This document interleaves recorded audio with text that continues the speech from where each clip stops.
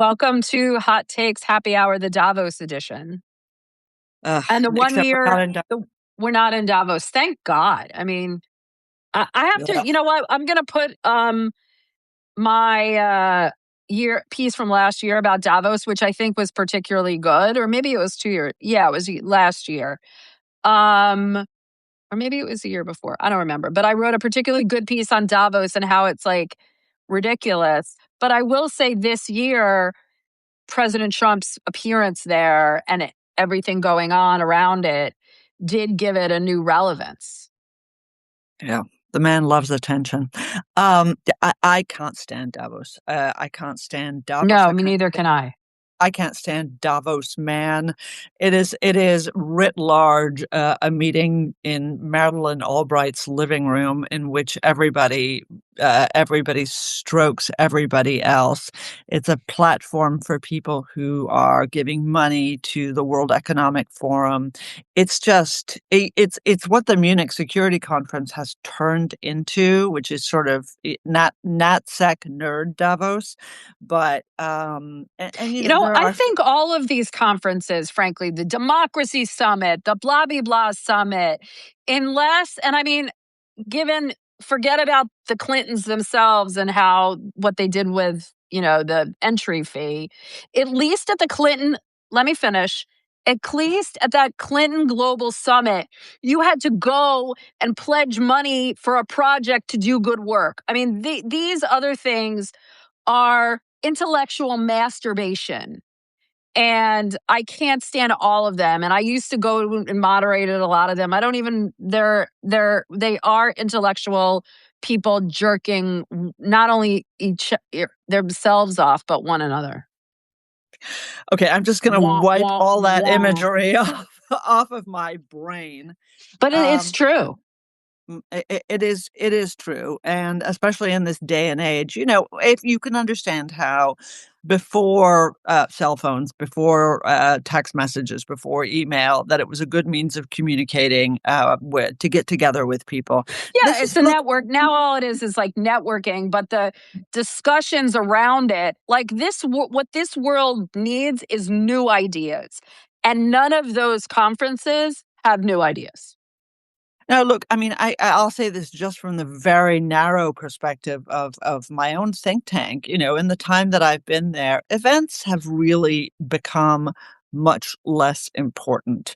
And, it is the exact same principle by which I used to bring my homework books with me when I took off from school for a vacation. And the act of bringing the books with me was tantamount to doing the homework, which I would almost never do. It's a good analogy. Right. And it's exactly the same thing. People say to themselves, "Oh, I'll put it on YouTube," or, "Oh, I'm really interested in that. I'll watch it on YouTube." And what you see and we see is massive, massive attrition. It's just not the way that people get information anymore. And yes, I recognize that the idea of kings and presidents and prime ministers living in the lap of luxury in Davos and swilling Chardonnay and eating caviar and brie is really appealing. But at the end of the day, you're a king or a prime minister, I mean. Well, that's but now exactly it's like right. the amount, and then there are so many other residual ones like the Saudi FII or the Doha blah blah blah. Count me out. Yeah. And I'm speaking of someone that used to go to a lot of these, and you too. Listen, me too. And look, I will say it's nice to see the people who, for me personally, it's nice to see the people who I don't always see. Yeah. But more than that, am I getting intellectual content out of it? No. Only from the side meetings. Only from the side meetings. And that's true 100%. Davos is a giant lobbying session, and worse yet, it is a re-emphasis on stale ideas, on stale concepts, and doesn't break any new ground. Now, let's talk about Greenland, because I think something happened. Look, I think we both agree that, and we've talked about this before, that the idea of more attention to the Arctic and thinking about, as the ice cap melts, those shipping lanes, the rare earth minerals, countering against Russia and China, Yes, good idea. And this is not, President Trump brought it up in his first term, but other presidents have also, talked about it. Um, as with all things with Trump, the way he did it and what he said along the way and the threats he made along the way, you lost more than you gained in a way. And, you know, I think it's over the last few months we're just like, okay, another Trump this, another Trump that. This one was particularly distasteful, and I think a lot of damage. I think a lot of damage has been done. It's not, it's more um, nebulous about how to measure that, but um, I think it's just pretty clear that you know, we're operating from different, yeah, we're whatever. Yeah. Okay. Land the plane, Elise. Land the plane. I thought that speech was an abomination. I mean, I don't know if you listened to I it, but I so listened to the so, whole thing and it was an right. abomination. Okay. So, um, you guys all know what I think. Our listeners, who listen both, online live with us and afterwards, and by the way, sorry, guys, I screwed up and didn't repost our hot takes from last week or the show notes because, yeah, I stink. I was really busy and didn't do it. So I'll do this week, though, I swear. In any case, coming back to this, look, I would love to say that Donald Trump does not have the mentality and approach of a 12-year-old boy. Um, I would love to say that that our European allies did not have the approach, did not have the approach of that weird mother that you see with the screaming, obnoxious kids. She's like, "Honey, what's wrong? Tell me about it. Let me talk logically Use about your this. words. Use your word. What's wrong with you?" And the answer is, what's wrong is he's Donald Trump. And what's wrong with them is, despite their exposure to him over the 4 years of his first term, the 4 years of blah, blah during the Biden administration, and now a full year into his administration, the Europeans cannot help themselves. They rise to his bait every time. And I give a lot of credit to Mark Rutte, who Yeah. gets The Donald. Now, you Secretary will all General of say, NATO. right, the Secretary General of NATO, Dutch, former Prime Minister, smart guy. But look, you will all say, and it's so easy to put words in people's mouth when they don't have a microphone, but you will all say, right, but the President of the United States shouldn't behave like that. Yes, okay, let us take that, put it in our pockets and bring it out every time. Stipulate to the facts. Right, except for the fact that, of course, that is utterly useless and irrelevant, and the commentary by world leaders and, frankly, pundits who blither on about this every time is just not doing anything, okay? It's not helping in any way. The right way to deal with Donald Trump is to say, "Thank you for demonstrating to us the immense importance that you attach to this. Let's find a way to get to yes." Right? And I get it. In a democracy, it's very hard for a leader to simply take lying down the kind of threatening and blustering that Donald Trump engages in because his or her population, wants them to respond. On the other hand, the responses have been worse than useless. So, there was always going to be an off ramp. There was always going to be a way this was going to happen. That's true that there's always All going of to the be there's not always like this is the thing. Like sometimes there's an off ramp and sometimes there's not. And people don't really know. And, okay. I'm not saying that I agree that, I think it wasn't until the markets turned and the leaders really are like, no, you're not getting it through this bullying. They did say that we would find a solution for you. The Danes had said all along you could do whatever the hell you want. Okay, first of all, that's not what the Danes were saying. Second of all, They were saying you can't uh, own it. it That was is all. That was the one red line, Danny. all of this catastrophizing is very, very satisfying. But remember what you said about Davos, right? It doesn't advance anybody's agenda. Again, stipulate, as you nicely say, to the fact that one would hope that the president of the United States didn't behave this way. But you can take that and 50 cents and not get a cup of coffee these days. Um, i- it's getting sorted out. It's gotten sorted out. It needed to get sorted out. It helped that Mark Rutte was there. For those of you who want to see a really good solution and a good way of talking about it, my podcast co-host Mark Thiessen wrote a great piece in the Washington Post that really laid out what the possibilities are, why it's important, what the right plan could be, how it can work, and I think that those ideas were very influential. I think that I think that there's a lot of sympathy with everybody who was bitching and moaning about the president and how he was behaving. But at the end of the day, I think it's really important to recognize that all of those people who are jumping up and down and talking about the global order and the global system and the global this and global that, really have over the last 2, 3, 4 decades since the end of the Cold War ignored the fact that all of these people who are bitching and moaning have systematically disinvested in all of the meaningful elements of a real alliance other than the rhetoric. And this is That's where, and fair. you know this is where I credit Trump, because it has taken that sort of a massive slap in the face to wake them up to the fact that, hey, you might be on your own against Russia. Hey, you can't do anything militarily by yourselves or together without us. I'll give you that. I'll give you that. Thank you. But I don't I'll think take at the same time, I'll give it to you, but I don't think, it's not black or white, okay? And let's not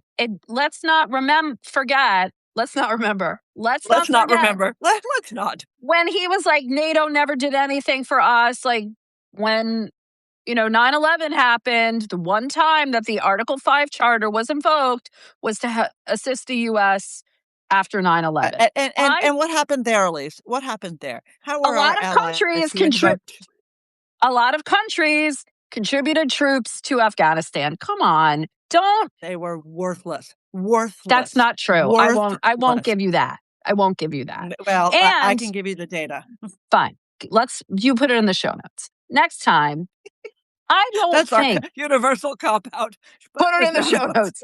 I don't think, again, he may have big ideas and they may all not be worthless. Some have merit, and I'll be the first one to say that they do. But this president does not know or does not really care about any of these organizations or how they work or what they did. He just gives insults and he gives his, theory of the case without any data or anything whatsoever. And I thought some of the things that came out of his mouth like were shameful.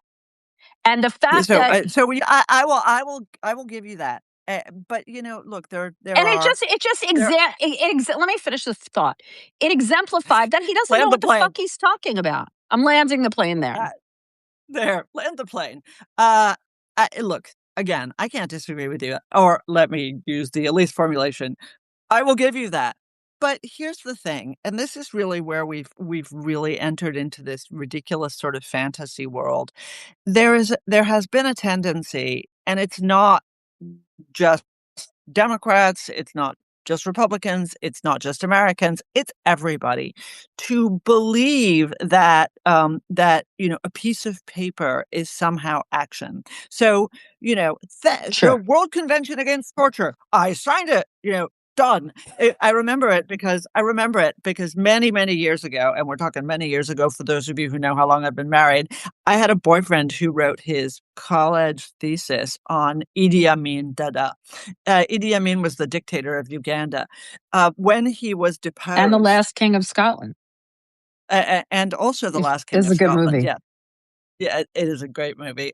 So when he was deposed, in his palace, they find found, in addition to vast numbers of Mighty Mouse videos, about which we all have to laugh, they also found these videos that he'd made where he would get into a tank. He would, drive it up to the top of some little hill, and I mean a hill, not a mountain or anything else, and he would pop out of the tank, and he would say, "Idi Amin conquers the Golan Heights." Great. This is how I feel about a lot of these, international agreements and international organizations, is that they're about as meaningful as that, and they're about as tethered to reality as that is. The Human Rights Council of the United Nations, the UN High Commission on Human Rights, all of these things, that name check fancy behavior. And unfortunately, NATO was on the way to that before Donald Trump, and so have a lot of other things. You want to talk about something meaningless and empty, we can talk about. I will come back to that in a second. But I wanna come back to something about. I'm glad you love Mighty Mouse, Lana. You and the late Idi Amin Dada. Um, but but I wanna come back to the piece that I did this week talking about. Yeah, let's talk It's about that. Let's talk about that. so the piece I wrote, which we will put in the show Put notes, in the show uh, notes. put it in the show notes. The piece that I wrote basically laid out one part of a very serious problem in this administration, and that is, and that is that when the president articulates certain goals, I want Greenland. We need Greenland. President's not really a details guy, and we all know this, right? He has a court, and I feel very comfortable calling them a court of people around him who egg him on to do things that aren't about Greenland, but are about undermining the fabric of our relations and our position in the world in order to advance an isolationist and dangerous agenda that actually isn't Donald Trump's intention. But You as think you he say, shares, doesn't but get don't it. you think he kind of No. shares that disdain for alliances? You don't? I think that he shares the disdain for the fakery behind the alliances. I don't think that he actually shares the disdain, and you can see this with his relationship with Rutte. But let me again come back to this. So people come to him and they say things like, "Tariffs would be a really good idea in this place. You should threaten military action," right? And of course, he's Donald Trump. He's like, "Yeah, that's a great idea." 5 minutes later, somebody else will have a great idea. But the agenda behind these pieces of advice to the president isn't to get Greenland or to advance the cause. It is to advance a different agenda than Donald Trump's that belongs to people like JD Vance. And I want all of you to think about this model, this thing that I laid out that happens. I write about it quite at length in the piece, but think about this as you watch the president. And what you will see is that he tends to escalate, he tends to make unreasonable statements and unreasonable demands. And for the most part, those are not things coming from his head. Those are things coming from people Or going, in "Hey, his hey, head. hey, right, Mr. President." And of course, what do they want? They do want to destroy NATO. They actually want to destroy NATO. Even if the Europeans come into it, they want to destroy it. They want to build an America of 1916, an America of the 1800s, in which we are uninterested in the rest of the world, uncommitted by alliances to other countries, uncommitted to the values that we hold dear and their spread. That's what those people are about, and they are bad and dangerous. I will give Enough. you that.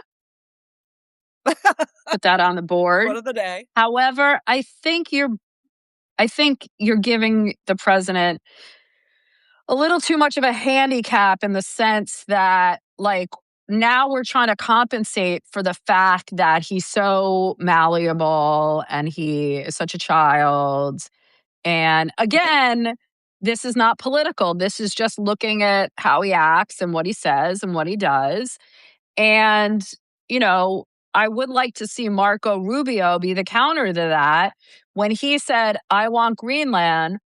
Marco Rubio could have said, Mr. President, that is really important that you're putting more emphasis on the Arctic. And here is a plan along the lines of what you laid out that Mark or, others are talking about.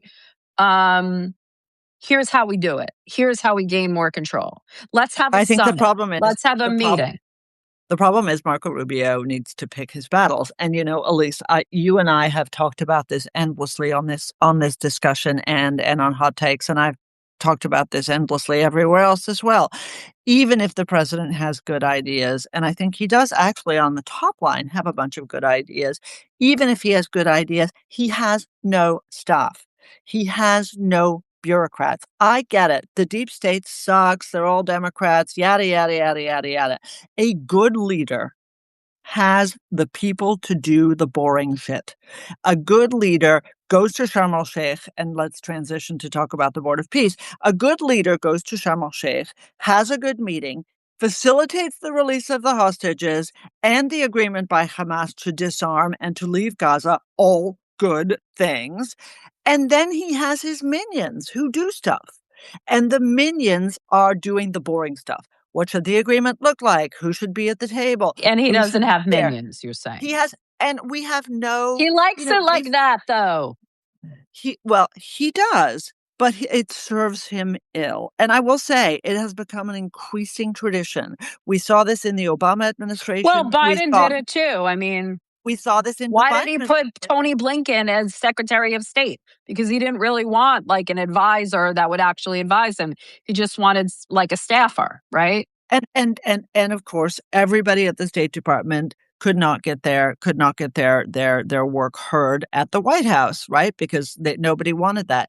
And so, look, this is a growing problem in America.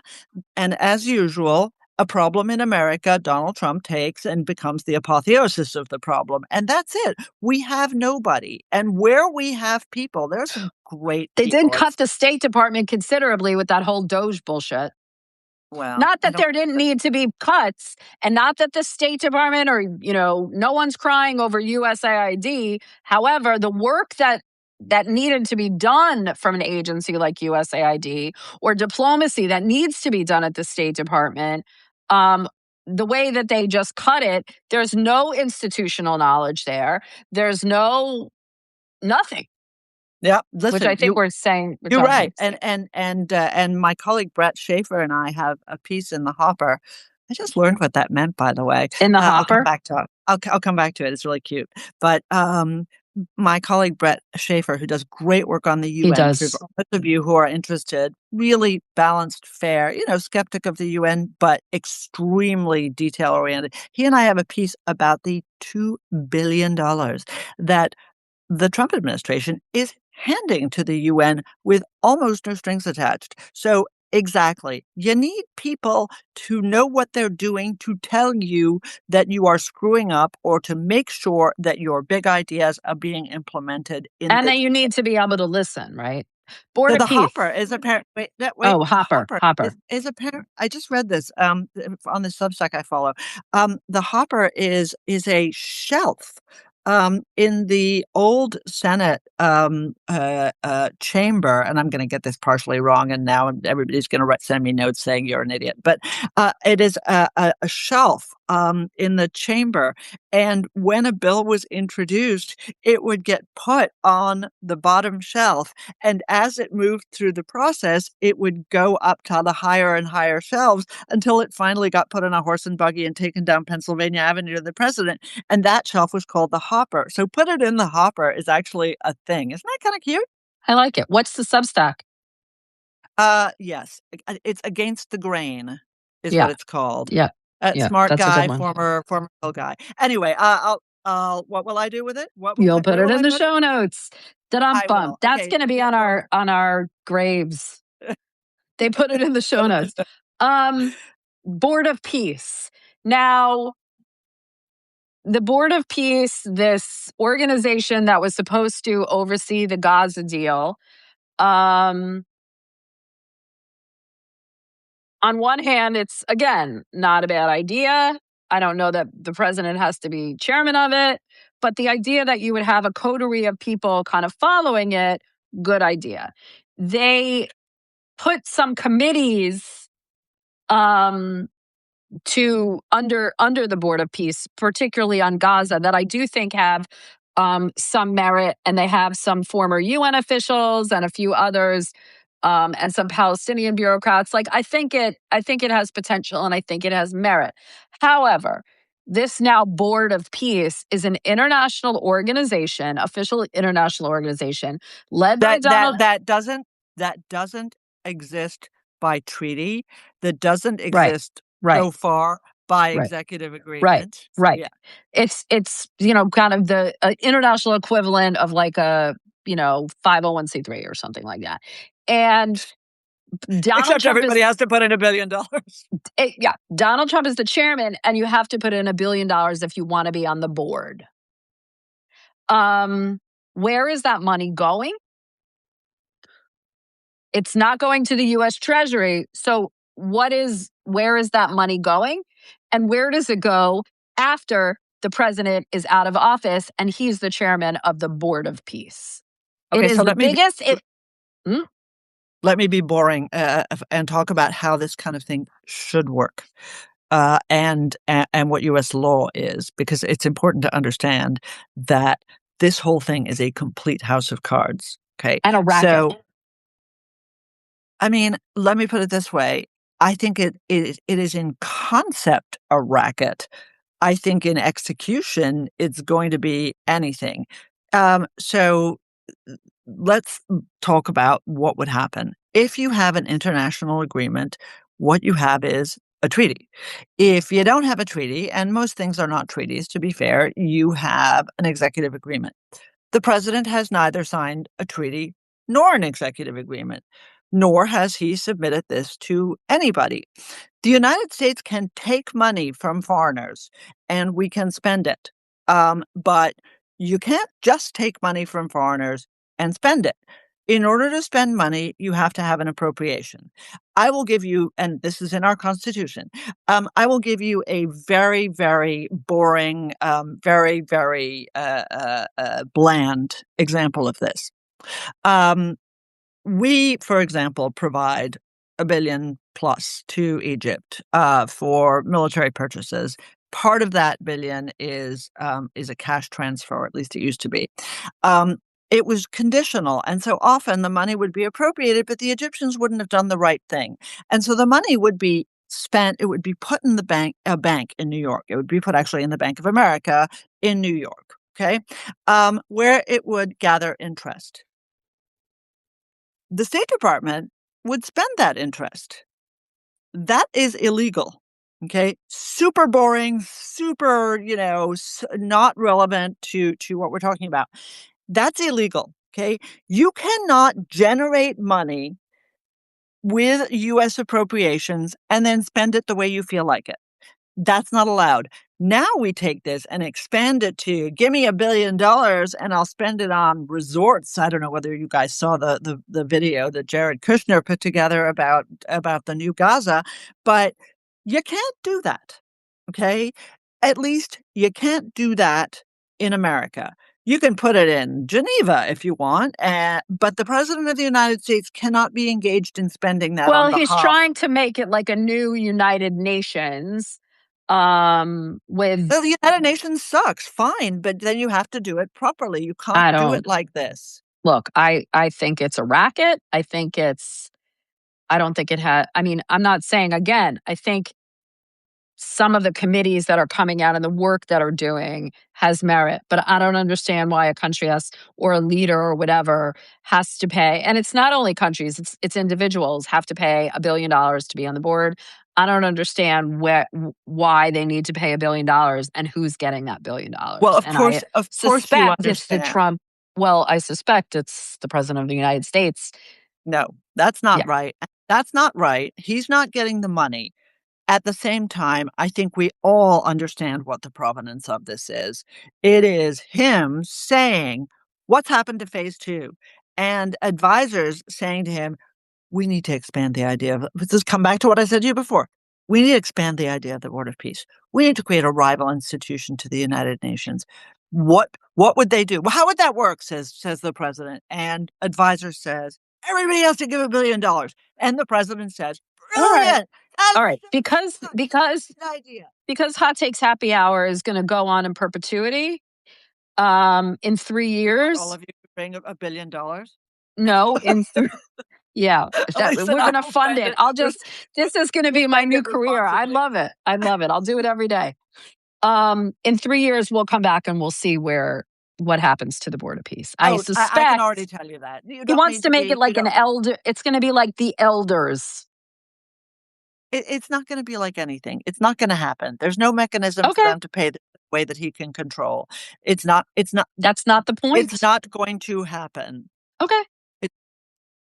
There it is. I've said it. If I'm wrong, come back in 3 years and tell me. I will, of course, have taken your $1 billion and spent it all on myself. On Okay. shoes. All right. Okay. What else? Um, Iran. yeah, what's happening? You know something? This makes me sick at heart. It really does. I have watched this behind the scenes go back and forth and back and forth and back and forth.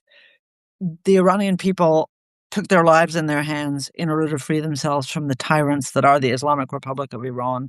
I suspect we will ultimately find out that tens of thousands of people were killed. There are thousands and thousands in prison, and people did it because they wanted to overthrow the regime. Donald Trump, like many leaders before him, said help was coming. I know, it's not that I think.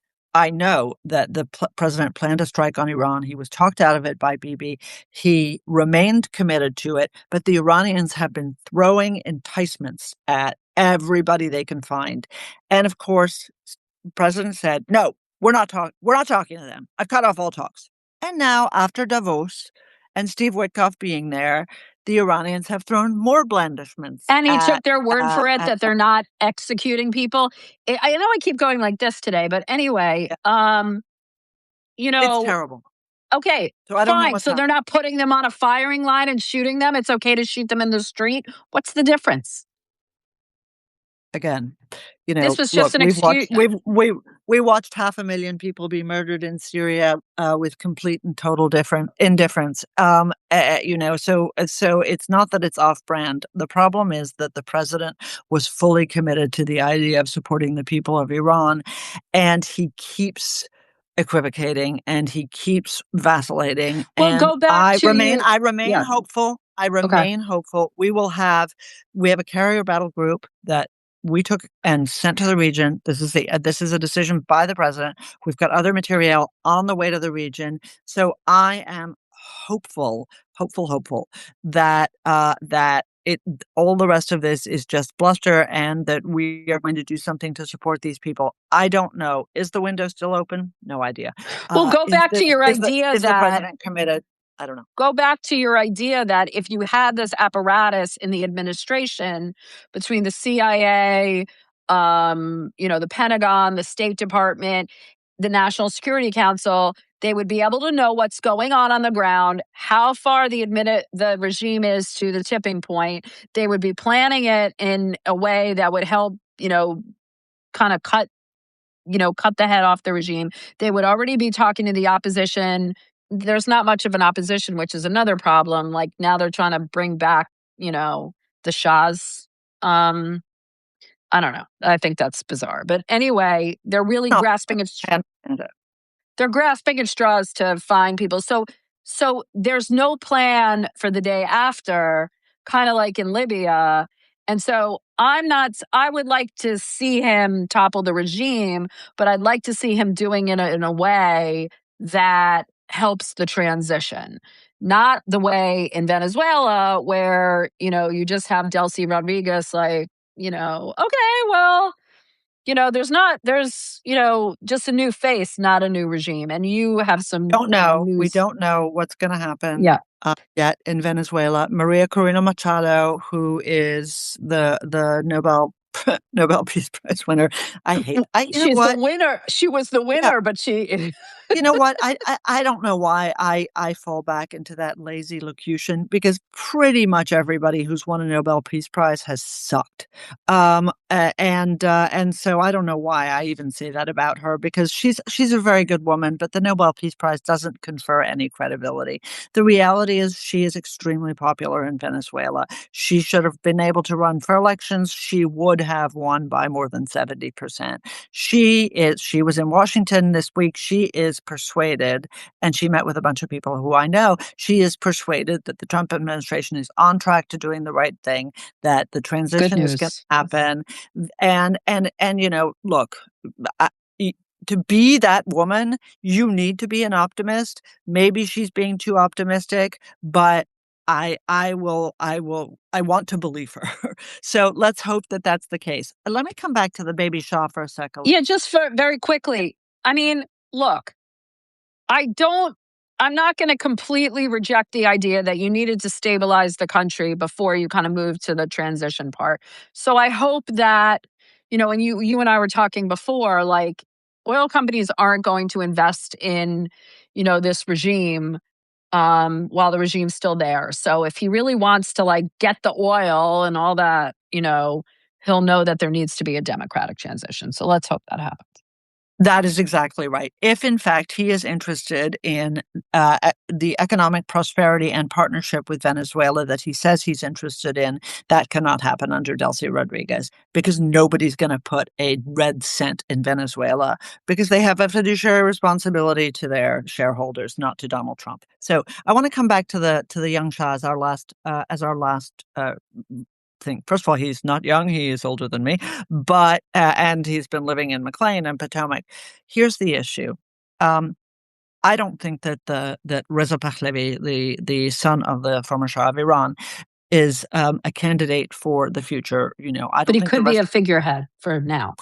Exactly. And when people say to me, "No, that's ridiculous," I remind them that Hamid Karzai, and I suspect you knew him too, but I knew Mm. Hamid Karzai when he was a guy at his brother's restaurant in Baltimore. Okay, It was a the good idea. restaurant. Unfortunately, it closed, but so good. Yes, indeed, and maybe that's what Hamid Karzai should have been doing. But in any case, sometimes you do need a transitional figure in whom everybody is willing to repose confidence for that moment, and he represented that Yeah, in I think Afghanistan I for a think good you're long hearing that a time. lot from Iranians too. So, but Right.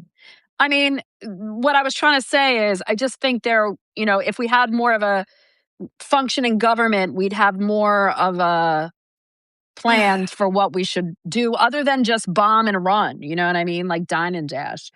Um, Well, I hope I think you're right. We probably ought to run. you're We'll be saying back. I that a hope lot to today.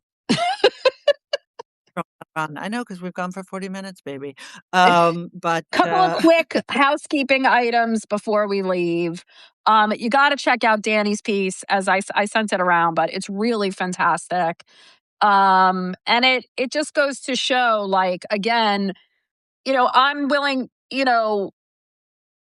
I'll admit, some of these ideas that the president has are good, but I wish we had someone who was able to direct people to execute it and be more of a leader of the government.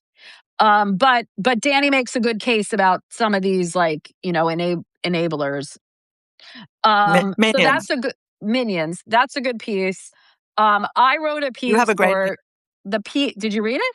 The preamble, which is a website I contribute to a little bit, about this campaign that we talked about last week, about how ICE is really appealing to our darker forces of this country to recruit people that are going to do that are really going for this, like, Pete Hegseth Handmaid's Tale type vision of what America should be, and hearkening back to Nazi propaganda, white nationalist propaganda. It's really ugly.